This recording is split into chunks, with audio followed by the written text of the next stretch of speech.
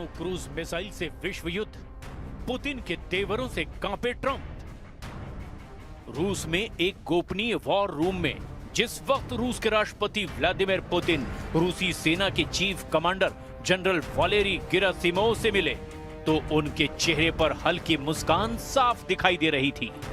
Putin के जंगी तेवरों पर छाई जीत की खुशी में जैसे ही जनरल वालेरी गेरासिमोव ने पुतिन को बताया कि रूसी सेना ने परमाणु इंजन से चलने वाली दुनिया की सबसे घातक मिसाइलों में से एक बुरेवेस्टनिक क्रूज मिसाइल का शानदार परीक्षण कर लिया है, तो उसके बाद पुतिन का हौसला कई गुना बढ़ गया। जबकि दूसरी तरफ अमेरिकी राष्ट्रपति ट्रंप, यूक्रेन के राष्ट्रपति जेलेंस्की और नेटो के चीफ मार्क रूटे के चेहरे पर हवाइयां उड़ने लगी। रूस ने परमाणु ऊर्जा से चलने वाली बुरेवेस्टनिक क्रूज मिसाइल को दाग कर दो टूक धमकी दे दी है कि अमेरिका और नेटो की जिद के चक्कर में तीसरा विश्व युद्ध हुआ तो रूसी सेना परमाणु इंजन वाली बुरेवेस्टनिक क्रूज मिसाइल से अमेरिका तक विनाश मचा देगी। हम आपको दिखाने जा रहे हैं कि पुतिन ने नए परमाणु ब्रह्मास्त्र बुरेवेस्टनिक की वो सच्चाई जो यूक्रेन से लेकर यूरोप तक एक भी दुश्मन को जिंदा नहीं छोड़ेगी। हम आपको दिखाने जा रहे हैं कि 4 साल से यूक्रेन की मदद करने वाले 41 देश कैसे रूसी सेना के सामने पस्त पड़ते जा रहे हैं।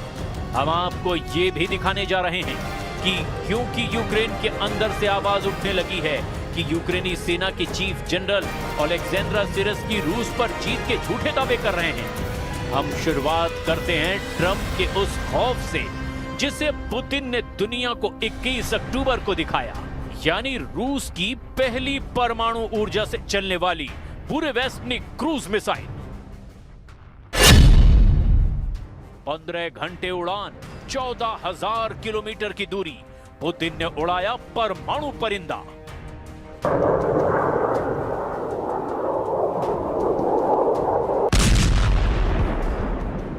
जब दुनिया को लग रहा था कि ट्रंप और पुतिन हंगरी की राजधानी बुडापेस्ट में युद्ध विराम समझौते पर बात कर सकते हैं, ठीक उसी वक्त ट्रंप ने पुतिन को धोखा देकर बातचीत से ही इनकार कर दिया।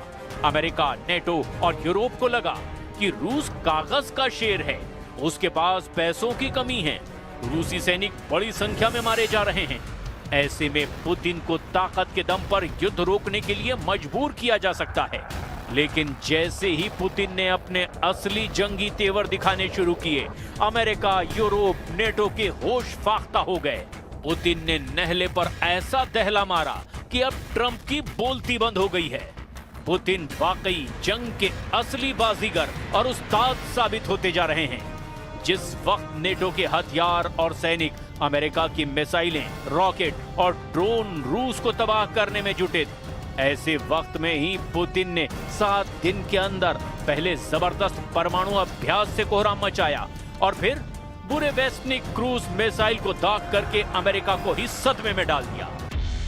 बुरेवेस्टनिक जमीन से दागी जाने वाली वो फ्लाइंग न्यूक्लियर पावर से ऑपरेट होने वाली क्रूज मिसाइल है जो न्यूक्लियर वॉरहेड ले जा सकती है। क्रूज मिसाइल की खासियत ये होती है कि इसे इंटरसेप्ट करना बेहद मुश्किल है। बुरेवेस्टनिक की सबसे बड़ी खासियत यह है कि इसकी कोई रेंज नहीं होती। इसमें न्यूक्लियर रिएक्टर लगाए गए हैं जिससे इसे लगातार असीमित ऊर्जा मिलती रहती है। इससे इसकी रेंज भी असीमित है। रिपोर्ट्स में कहा गया कि ये 20,000 किलोमीटर तक एक बार में लगातार उड़ान भर सकती है और कई दिनों तक लगातार हवा में रह सकती है। इसके अलावा इसकी सबसे खतरनाक बात यह है कि ये जमीन से सिर्फ 50 से 100 मीटर की ऊंचाई पर उड़ान भर सकती है, जिससे इसे किसी भी रडार के लिए ट्रैक करना लगभग नामुमकिन हो जाता है। डिफेंस एक्सपर्ट्स का कहना है कि मिसाइल का इंजन ठोस ईंधन बूस्टर से उड़ान भरता है, फिर परमाणु रिएक्टर हवा को गर्म कर थ्रस्ट पैदा करता है, जिससे ये मिसाइल लगातार उड़ान भर सकती है। लेकिन इस मिसाइल की एक सबसे खतरनाक बात यह भी है कि इससे रेडिएशन का खतरा लगातार बना रहता है।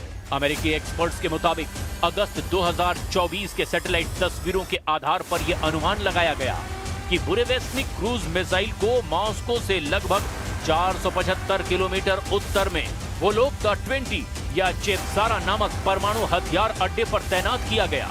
पूरे वेस्टनिक के लिए 9 क्षैतिज लॉन्च पैड के निर्माण के सबूत भी मिले हैं। You know, we have a nuclear submarine, the greatest in the world, right off their shore. So, I mean, it doesn't have to go 8,000 miles. And they're not playing games with us. We're not playing games with them either. We test missiles all the time, but, you know, we do have a submarine, a nuclear submarine. We don't need to go 8,000 miles. And I don't think it's an appropriate thing for Putin to be saying either, by the way. He ought to get the war ended. A war that should have taken 1 week is now in its soon 4th year. That's what he ought to do instead of testing missiles. अब सवाल ये उठता है कि London में Zelensky ने 20 यूरोपीय देशों के साथ जो रूस के खिलाफ जंग की प्लानिंग की, क्या वो रूसी तैयारियों से मुकाबला कर पाएंगे? क्या कोलिशन ऑफ द वेलिंग का रत्ती भर असर भी पुतिन पर पड़ेगा?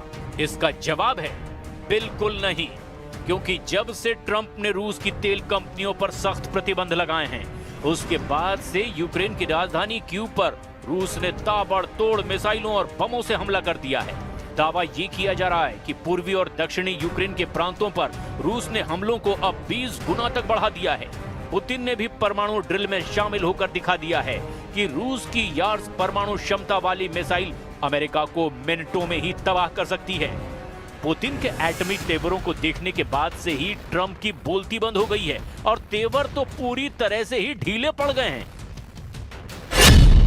78% यूक्रेन पर जीत, सन्नाटे में ट्रंप। लगभग 4 सालों से रूसी सेना यूक्रेन को रौंदती चली जा रही है। यूक्रेन के 4 प्रांत पर रूस का लगभग पूरा कब्जा हो चुका है।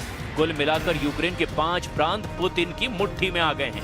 लेकिन हैरानी की बात तो यह है कि ट्रंप को अमेरिका का राष्ट्रपति बने हुए 9 महीने से ज्यादा का वक्त हो चुका है, लेकिन अभी तक ट्रंप पुतिन से यूक्रेन की 1 इंच जमीन भी नहीं छुड़वा पाए हैं।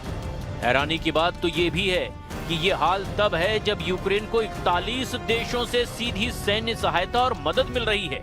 इसके बावजूद नेटो और अमेरिका मिलकर रूस को सीज फायर के लिए मजबूर नहीं कर पाए हैं।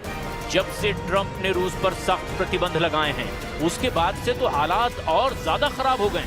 पुतिन ने परमाणु धमकी और ट्रंप को सीधे चैलेंज जब से दिया है, उसके बाद से ट्रंप भी बयान देने लगे हैं कि रूस से यूक्रेन की जमीन को वापस लेना अब लगभग नामुमकिन है।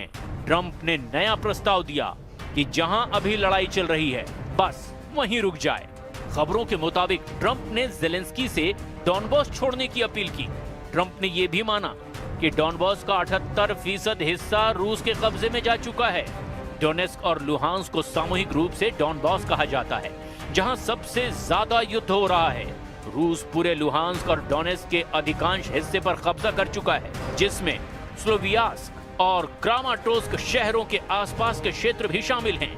खेरसोन और जापोरेजिया के लगभग 75% हिस्से पर भी रूस का नियंत्रण हो गया है। We never discussed it. We think that what they should do is just stop at the lines where they are, the battle lines. You have a battle line right now. The rest is very tough to negotiate. If you're going to say, you take this, we take that, you know, there's so many different permutations. So what I say is they should stop right now at the battle lines. Go home, stop killing people, and be done. What do you think should happen with the Donbas region then? Let it be cut the way it is. It's cut up right now. I think 78% of the land is already taken by Russia. You leave it the way it is right now. They can negotiate something later on down the line. But I said, cut and stop at the battle line. Go home. Stop fighting. Stop killing people.